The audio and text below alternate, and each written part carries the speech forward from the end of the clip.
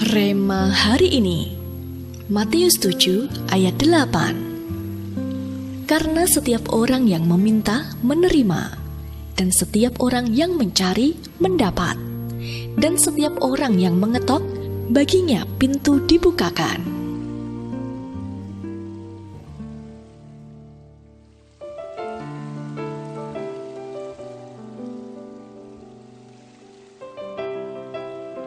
Setiap kali mengingat masa lalunya, Rian merasa sangat berdosa, malu dan menyesal.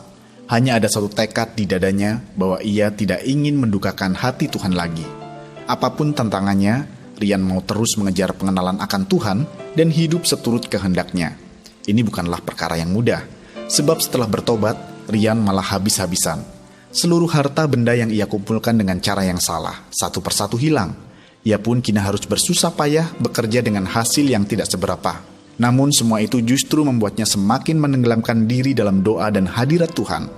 Ia senantiasa mengetok pintu surga dan menantikan pertolongan Tuhan. Meski hidup jauh dari berkelimpahan, Rian mendapati hidupnya sekarang lebih damai sejahtera. Ada sukacita dan kekuatan yang Rian tahu bersumber dari Allah.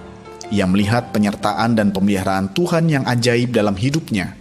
Bukan saja keluarga intinya dipulihkan dengan luar biasa, hubungannya dengan orang tua, kakak, dan sanak saudaranya yang lain pun mengalami pemulihan. Sahabat-sahabat sejatinya kembali dan ia berada dalam lingkungan pergaulan yang sehat, bahkan bisa ikut terlibat dalam pelayanan. Rian sangat menyadari bahwa ini semua adalah kasih karunia Tuhan semata, yang dia tambah-tambahkan sebagai bonus bagi kesungguhan hatinya. Jika kita mengetok sebuah pintu, maka kita pasti sudah mempunyai tujuan serta keinginan yang jelas. Kita merasa sangat membutuhkan sehingga akan berusaha bagaimanapun caranya supaya pintu dibukakan. Karena itu, kalau pada ketokan pertama belum mendapat jawaban, kita akan terus mengetok sampai pintu itu terbuka. Kabar baiknya adalah tahun ini bukan hanya satu pintu yang akan terbuka, tetapi ada banyak pintu yang akan terbuka bagi kita. Jika kita tidak menyerah dan terus mengetok, seperti Rian yang sebenarnya hanya mengetok satu pintu pertobatan, tetapi pintu-pintu pemulihan, penyediaan, anugerah, dan kasih karunia pun ikut terbuka baginya. Karena itu layangkanlah pandangan ke atas dan teruslah mengetok, karena akan ada lebih banyak pintu yang terbuka bagi kita. Pintu apakah yang sedang Anda ketok sekarang ini? Ketika pintu itu tak kunjung terbuka, apa yang ada dalam pikiran Anda dan apa yang Anda lakukan? Setelah Anda terus mengetok, pintu-pintu apa saja yang Tuhan bukakan bagi Anda?